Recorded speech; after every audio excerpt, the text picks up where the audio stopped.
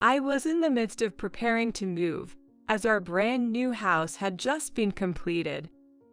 It was on a day when I got off work early, so I decided to stop by the new place before heading home.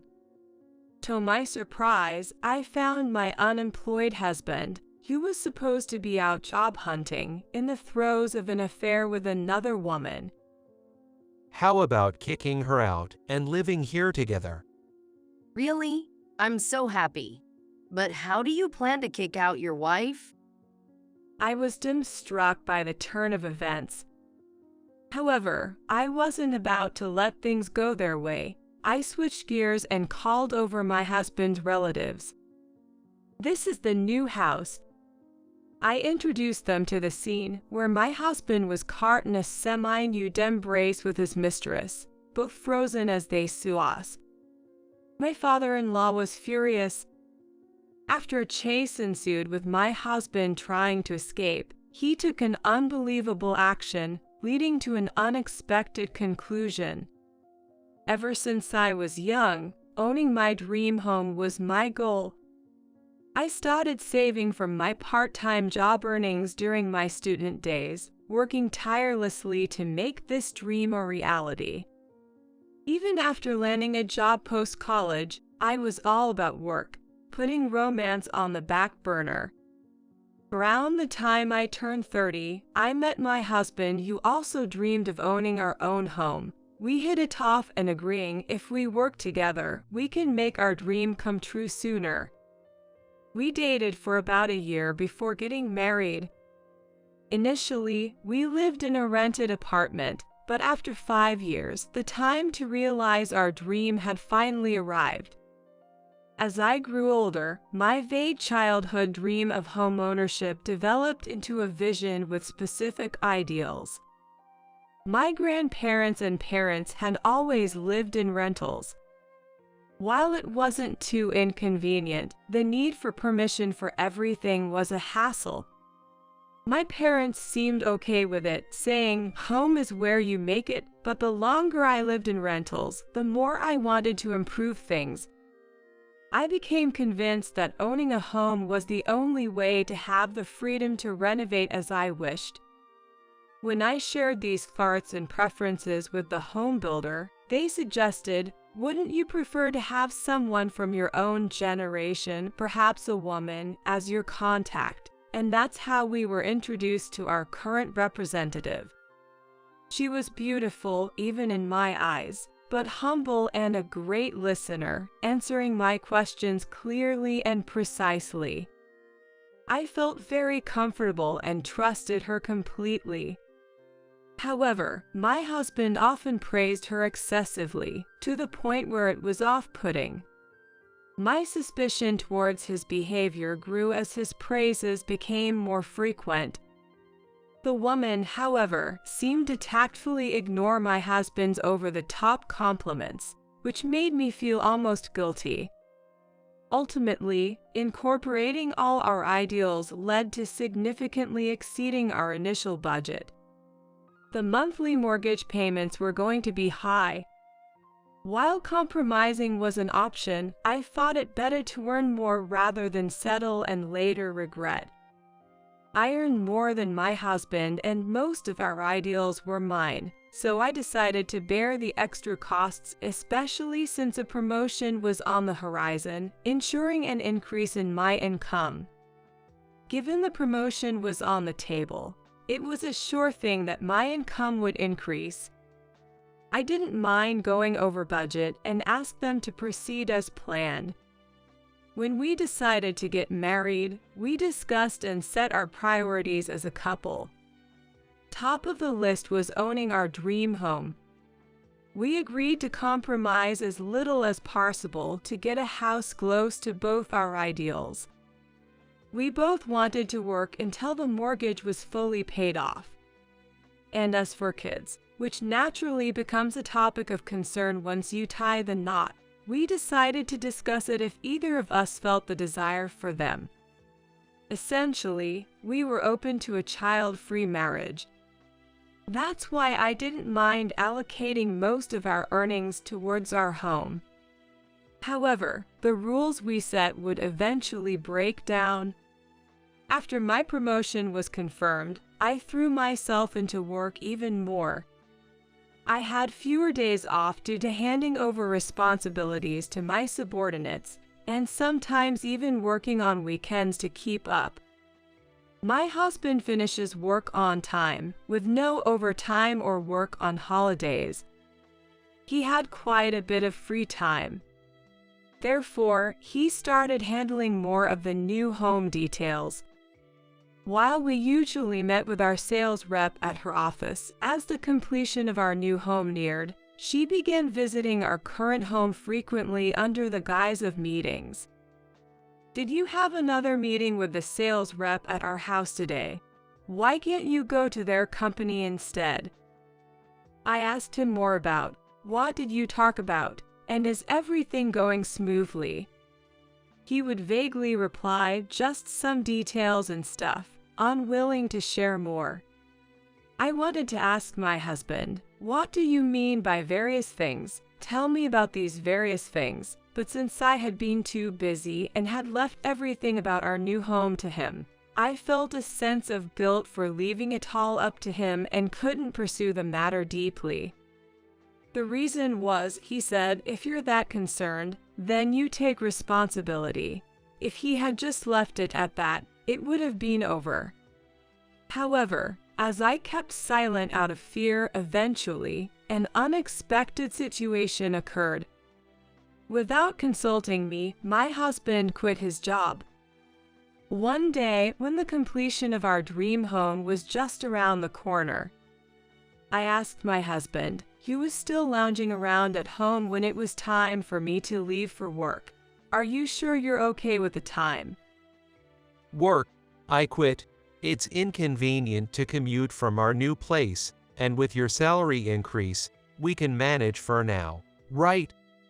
He didn't even seem to feel guilty, insisting he was right with a smirk on his face. Inconvenient to commute? We thoroughly considered that when choosing the location. Remember, you were the one who said it was fine that only local trains stopped there and that a bit of a walk to the station was good for our health. When he responded with, "Did I say that?" I snapped and yelled back, "Enough already." We had gone over budget, counting on his income as well. After all, we were supposed to work together to afford our dream home. Why has it suddenly become just my income? Even if you decided to quit, I wish you had talked to me about it first. After I had finished saying everything I wanted to say, driven by my emotions, my husband asked, "Is it really something to get so angry about?" showing that he completely failed to grasp the seriousness of the matter. Seeing that my anger hadn't subsided, my husband promised, "I'll find a new job within 2 months after we move." So I made him swear to keep his promise, and with that, the matter was concluded. However, far from disappearing, my mistrust only grew more and more. In the meantime, our long-awaited new home was completed. I had a penchant for custom-made and imported furniture, so we decided to move in only after everything was set up. My husband said he wanted to find a job with an easy commute from our new home and was seen walking to the nearest station now and then. But finding a new job for him was not going as planned. He spent his weekdays at the job center and was hardly at home. Seeing my husband's demeanor, I believed he was doing his best to look for a job in his own way. Rather than pushing him into a short-lived job, I figured it would be better to aim for a position where he could work until retirement. I decided to be a bit more patient and see how things would pan out, keeping the promise in mind. On one of those days, as usual, I found myself having to work on what was supposed to be my day off. As I was hurriedly getting ready, my husband said, "I'll take care of the chores." Grateful, I thanked him and left for work. I was concerned because he insisted on hurrying, but thanks to my husband taking over all the hectic morning chores, I was able to leave for work with time to spare. Because of this, I unusually managed to finish my work just after noon. I thought about just going home and resting, but my husband, who took over the chores, was probably relaxing then, and I didn't want to disturb him. So I decided to put it off and went to our new place to pick out the curtains that we had been delaying, as I hadn't measured some of the smaller windows yet. My husband had already shared his relaxing experiences at the new place, which I had yet to enjoy myself. Thinking it might be nice to have a late lunch there, I bought some snacks at the station and arrived at the new home. As I tried to unlock the door, I found it strangely unlocked. What does this mean? My anxiety grew. I considered calling the police, but then remembered I had installed something recently. After noticing signs of someone entering our new home before, my brand new dresser, which my husband wasn't supposed to use, was dirty. Knowing that my husband had occasionally been to our new place, I asked him about it, but he said he never brought anyone over. So assuming it might be thieves scouting the place or a hangout spot for troublemakers, I had installed a surveillance camera for evidence in case of an incident. Whether it's thieves or troublemakers, I realized I couldn't handle it alone, so I thought it would be best to have evidence to show the police in case something happened. With trembling hands, I took a deep breath to calm myself. After taking a moment to regain composure, I held my phone again and checked the camera footage. To my shock, it wasn't a thief or troublemakers, but my husband in the midst of a passionate affair with a woman who was not me. Connecting his odd behavior and changes in personality over time, I felt everything clicked. The betrayal of having believed he was looking for a job, only to find out otherwise, brought more disbelief than shock. Looking back, his inexplicable actions made sense now. The traces of an intruder were likely from the woman he brought over. The problem was who this woman was. Considering he abruptly quit his job, I suspected she might be a subordinate. Although her face was initially hidden from the camera, a change in their position eventually revealed her face briefly. Zooming in on her face for a better look, I recognized her as the saleswoman from the home builder. The betrayal hit me hard. I had empathized with and trusted her work ethic. They both betrayed me. Did she betray me without hesitation, knowing that I trusted her as a saleswoman?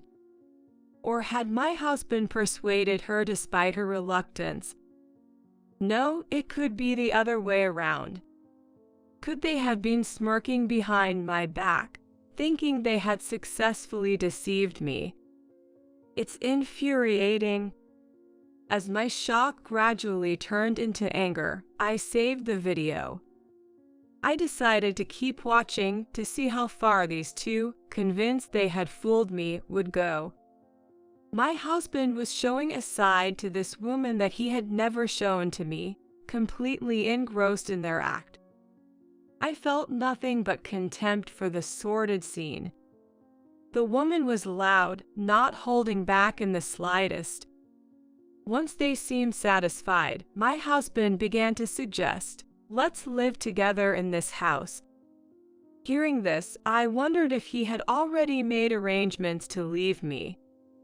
I was not about to let him get the upper hand. I would be the one to confront him with divorce.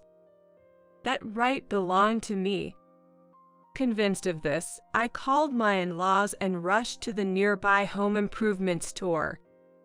I bought a bunch of tension rods and used them to block all the windows and doors on the first floor. I thought they would notice the sound when I set up the tension rods around the house, but it seems they got carried away while I was at the home center.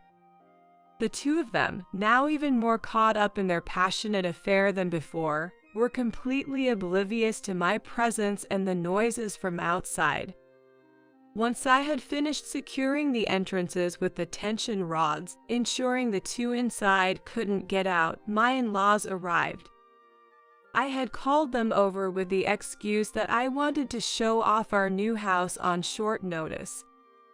They had been interested in our home since its construction phase and arrived promptly despite the sudden invitation. They were excited to see the exterior. Although they said, "I want to see the interior soon," I revealed the real reason why I had called them both here. I couldn't bring myself to say, "My husband is currently in the midst of an intense affair," so I showed them the surveillance footage I had saved. My mother-in-law's expression was indescribable upon seeing her son in action. It must be unsettling for a mother to see her child in such a primal state. While it's not unusual for an adult man to be intimate with a woman, it's another thing to witness your son in that context, especially when the other party is his mistress.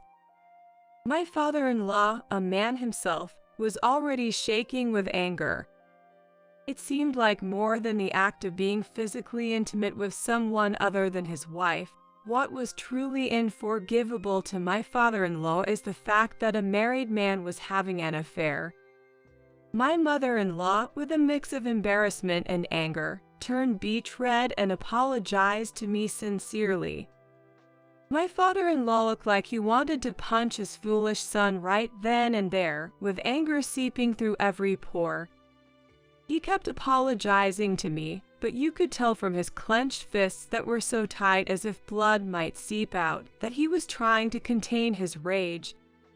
They apologized again, and they were determined to stop that ludicrous behavior immediately, removing a security bar and storming into the house. By the time they barged in, my husband and his mistress had just finished their second round of intense lovemaking and seemed to be basking in the afterglow. My husband was just getting out of bed and putting on his underwear when his parents suddenly appeared, freezing him in his tracks.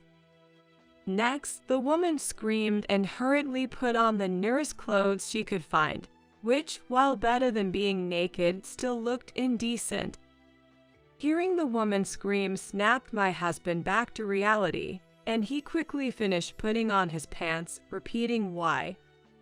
Perhaps it's because no other words come to his mind besides that. I couldn't help but laugh at the sight of them. The woman tried to escape through the window but couldn't since it was secured from the outside with tension rods. She was hysterically yelling, "What's going on here?" My husband rushed out to barricade himself on the second floor, taking advantage of the moment when my in-laws were chasing after him, and dashed upstairs.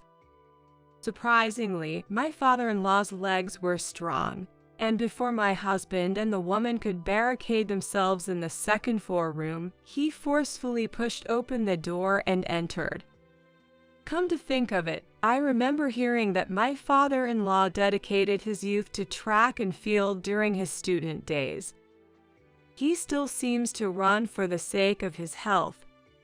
In contrast, my husband is someone who doesn't exercise at all.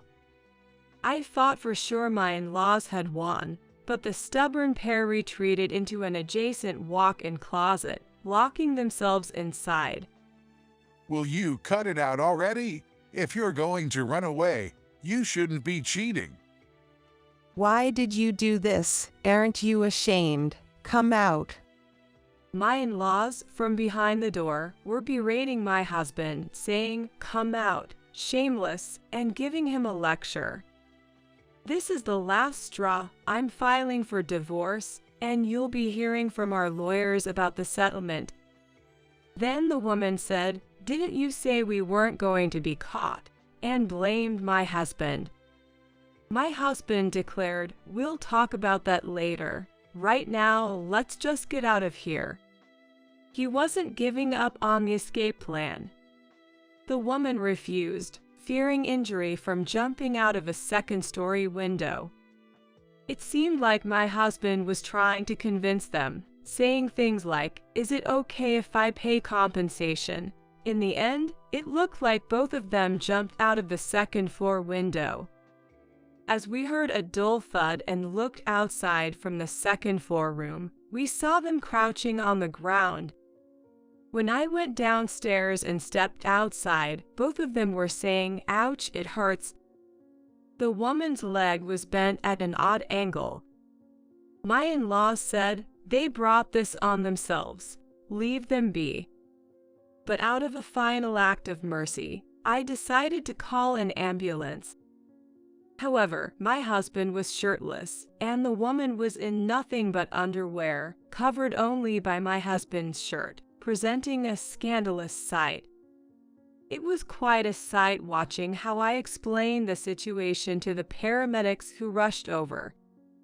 I watched discreetly as the two of them kept yelling, "It hurts, do something," without being able to answer any of the paramedics' questions. Given their attire, the paramedics could probably guess what had happened. Later, I visited my husband's hospital room with my lawyer and in-laws to discuss the divorce and settlement. After the incident, the hospital had contacted me. They had informed me that my husband got injured and was taken to the ER. I was told to bring his insurance card, but I did not do so. Instead, my in-laws went on my behalf and left the necessary documents at the reception before returning. It seemed they were not willing to look after my husband anymore. When I visited my husband's room, he waved at me with a smile, thinking he was forgiven. But then my in-laws appeared, and a stranger, pushing the mistress in a wheelchair, entered from another room. This stranger introduced himself as my lawyer and handed over his business card, freezing my husband's smile solid. It finally dawned on him that he wasn't forgiven. I can't help but be astounded by how hopelessly naive my husband is. How could he possibly think he would be forgiven after everything he's done? The lawyer straightforwardly informed them of the necessities, advising my husband to agree to the divorce. I informed him that even if he refused and it went to court, my stance would not change. The lawyer strongly explained the potential consequences of the case going to court, such as the negative impact on my husband's social credibility and his ability to find employment. My husband quietly responded, "I agree to the divorce." When the discussion moved on to the topic of the settlement, he also agreed to it willingly. As for the mistress, she appeared to have completely lost her will, exhibiting an attitude of indifference towards everything. My husband seemed somewhat dissatisfied, but under the stern gaze of his parents, he reluctantly agreed. Everything proceeded smoothly, for which I am grateful. Next, I demanded that my husband take responsibility for the furniture we had bought together and the new house. I told him he would also have to cover the down payment and the remaining mortgage. My father-in-law, not allowing any objections, intimidated him, but my husband didn't want to take responsibility for the house, protesting despite his fear of my father-in-law's glare. That's ridiculous. Most of the interior design was your choice. My preferences were minimal, so why should I bear all the costs? That's unjust. I didn't want to give up a house filled with my dreams either. I showed my husband the surveillance camera footage I had saved, because he made it come to this. "How can you think I'd calmly live in a place where you brought your mistress and acted indecently? How rotten is your brain?"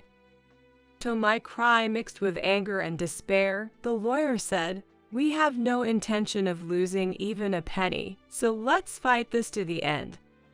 My mother-in-law collapsed to her knees, crying, "I never knew you were such a heartless, good-for-nothing child. After all this, will you make not only your wife but also your mother cry? Just accept it without any more fuss. It seemed my husband was unable to stand up to my father-in-law, ultimately being completely overwhelmed by a single remark from him. He said he would follow everything exactly as the lawyer suggested. Just as I thought everything was settled, an elderly couple, presumably in their 60s, entered my husband's hospital room. They were surprised to see my in-laws. Without concern for the onlookers, they suddenly knelt before my in-laws, uttering apologies. The words of the kneeling couple included apologies such as, "Our daughter has done something terribly rude, and we apologize for causing injury to your son this time." It seemed the mistress's parents came to visit but were looking for their daughter, who wasn't in her hospital room. It appears they were surprised to finally find the parents they intended to apologize to. However, something seemed off about my parents-in-law's reaction.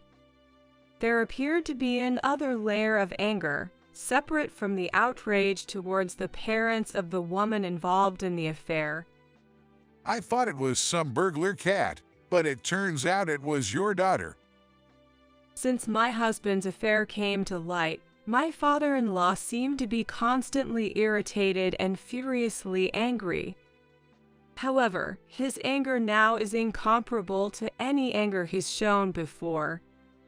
When I asked my mother-in-law, "What's going on?" she explained that the parents of my husband's mistress were running a company that was subcontracted for my father-in-law's company. The company run by the mistress's parents was lax in their work, often missing deadlines and delivering poor quality, leading to numerous complaints. Despite repeated warnings, there was no improvement, so my father-in-law had mentioned ending their business relationship. However, if they were abandoned by my father-in-law's company, their subcontracting firm would quickly become unsustainable and go bankrupt. They begged not to be abandoned for the sake of a few employees' livelihoods. Faced with the welfare of the hired staff, my father-in-law, being a CEO himself, felt he couldn't simply cut them off. Under the condition that if another problem arose, they would be dropped, he had continued to give them work out of conditional compassion. Remember the promise. I said there would be no next time. We will never do business with your company again. With that declaration from my father-in-law, the mistress's parents forced their daughter, despite her caste, into a kneeling position. To their daughter, who struggled to kneel properly due to her caste, they demanded, "Your future depends on this, a fraction is nothing. Kneel properly and apologize." My father-in-law declared, "No apology will change my decision." While the mistress's parents pleaded, "Please somehow make an exception." The mistress was forcibly made to kneel by her parents, crying out, "It hurts, it's going to break again." A nurse rushed in upon hearing the commotion, separating the mistress and her parents. The nurse scolded them, "What are you doing to an injured person?" The mistress's parents made the scene even bigger by yelling, "Our livelihood is at stake, leave us alone." The situation escalated beyond the nurse's control, requiring security to intervene and eventually remove the mistress and her parents from my husband's hospital room. I wondered if it was their irresponsible upbringing that enabled the mistress to brazenly have an affair with a married man. I thought that while watching the behavior of the mistress's parents. By being in that hospital, I was likely to run into the mistress's parents again, and there might also be trouble regarding my father-in-law's company.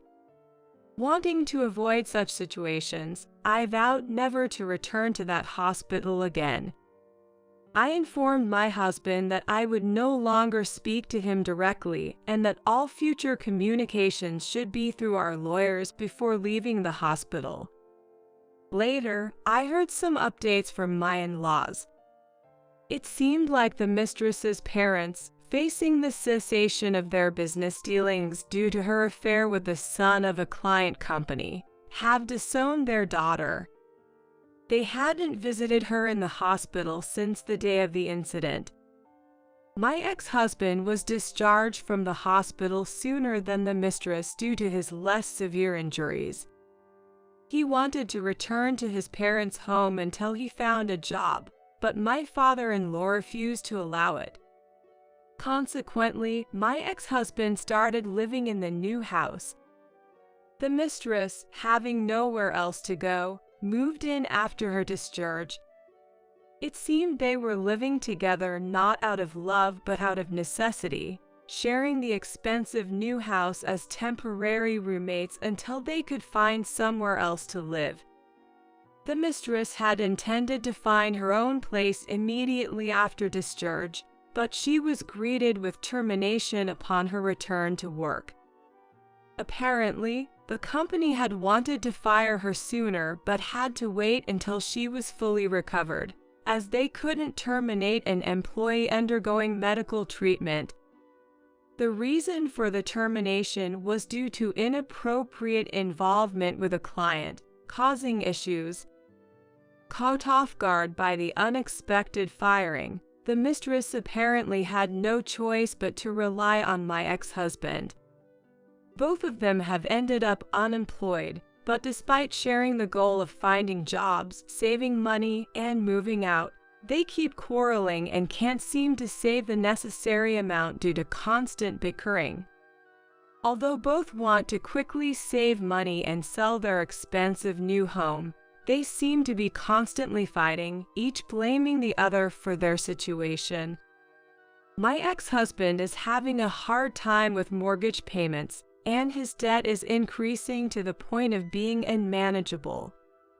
There are rumors of suspicious individuals loitering around their new house, likely keeping an eye on them. It seems my ex-husband may have gotten involved with some dangerous lenders.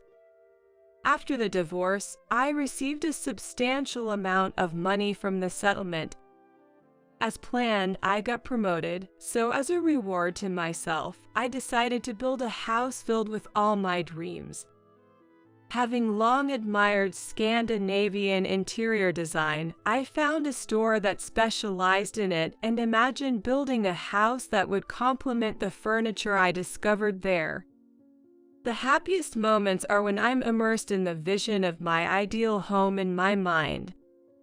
This time, I vow to realize my dream without any interference from anyone.